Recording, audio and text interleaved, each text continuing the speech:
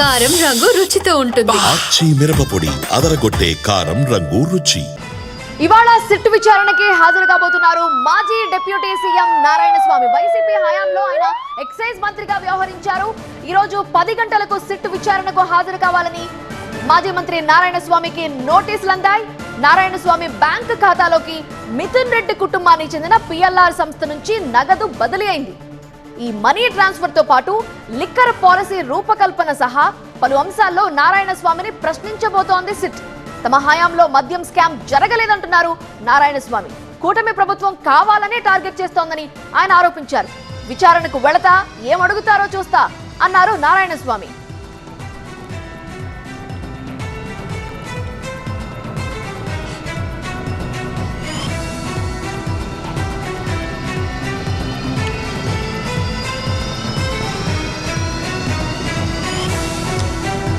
SIT విచారణకి సంబంధించి latest information తో మా ప్రతినిధి వసంత్ లైవ్ లో జాయిన్ అవుతున్నారు. వసంత్, మిథున్ రెడ్డిని కూడా విచారణకి పిలిచారు, ఆ తర్వాత వెంటనే అరెస్ట్ చేశారు. ఈ రోజు నారాయణస్వామి విచారణకు హాజరవుతున్నారు. సో ఏం జరగబోతోంది, ఆయన పాత్ర ఏంటి, సిట్ ఏం చెప్తోంది? మాజీ మంత్రిగా పనిచేసినటువంటి నారాయణస్వామిని ఆయన ఎక్సైజ్ శాఖ విధులు నిర్వర్తించారు గత ప్రభుత్వ హయాంలో.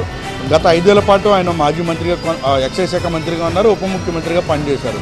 అయితే పిఎల్ఆర్కి సంబంధించినటువంటి పెద్దిరెడ్డి మిథున్ రెడ్డి కుటుంబానికి సంబంధించినటువంటి కంపెనీ బ్యాంక్ ఖాతాల నుంచి అటు నారాయణస్వామికి సంబంధించినటువంటి బ్యాంక్ ఖాతాలోకి నగదు బదిలీ అయినట్టుగా కూడా సిట్ గుర్తించింది. అయితే దాదాపు కోట్లాది రూపాయలు బదిలీ వెనుకున్న కారణాలు ఏంటనే దానిపైన మొత్తం విచారించిన తర్వాత ప్రస్తుతం నారాయణస్వామి కూడా విచారణకు హాజరు కావాలంటూ కూడా నోటీసులు ఇచ్చారు. స్వతహాగా లిక్కర్ పాలసీకి సంబంధించిన రూపకల్పన ప్రక్రియ జరిగాక మొత్తం నోట్ ఫైల్స్ రెడీ చేయడం కావచ్చు, జీవోలు రెడీ చేయడం కావచ్చు, లేదా ఈ మొత్తం పాత్రలో కూడా కొంత మంత్రులకు సంబంధించిన ప్రమేయం కూడా ఉంటుంది. ఆనాడు ఆయన మంత్రిగా పనిచేశారు కాబట్టి ఆయన కూడా విచారణ రావాలని చెప్పారు. మరోవైపు ఇదే కేసులో ప్రస్తుతం మిథున్ రెడ్డి కూడా అరెస్ట్ అయ్యారు కాబట్టి పిఎల్ఆర్ కంపెనీ నుంచి నారాయణస్వామి బ్యాంకు ఖాతాల్లోకి కొంత అమౌంట్ బదిలీ అయినట్టు కూడా సిట్ గుర్తించారు. అందులో భాగంగానే ప్రస్తుతం ఆయన విచారణకు హాజరు కావాలని నోటీసులు ఇచ్చారు. ఈరోజు 10 గంటలకు సిట్ కార్యాలయంలో హాజరు కావాలని చెప్పారు. అయితే నారాయణస్వామి విచారణకు హాజరవుతారా లేదనేది తెలియాల్సి ఉంది.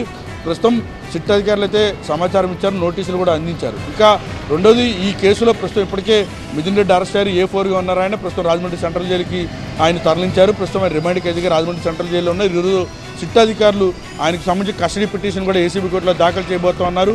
ప్రస్తుతం ఈ కేసులో A4 నిందితుడిగా ఆయన ఉండగా ఇప్పటివరకు మిథున్ రెడ్డి అరెస్టుతో 12 మంది వరకు కూడా నిందితులుగా 12 మంది వరకు కూడా అరెస్టుల సంఖ్య చేరింది.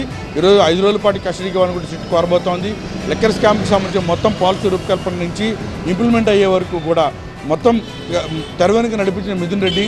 సో అలాగే ఈ కేసుకి సంబంధించి మరిన్ని వివరాలు రాబట్టేందుకు కస్టడీకి అయితే కోరబోతున్నారు. ఇటు నారాయణస్వామి విచారణకు హాజరవుతారా లేదనేది మాత్రం మనకు తెలియవలసింది. మిథున్ రెడ్డికి సంబంధించినటువంటి సిట్ అధికారులు మాత్రం ఏసీబీ కోర్టులో కస్టడీ పిటిషన్ అయితే దాఖలు చేయబోతున్నారు. రైట్ వసంత్.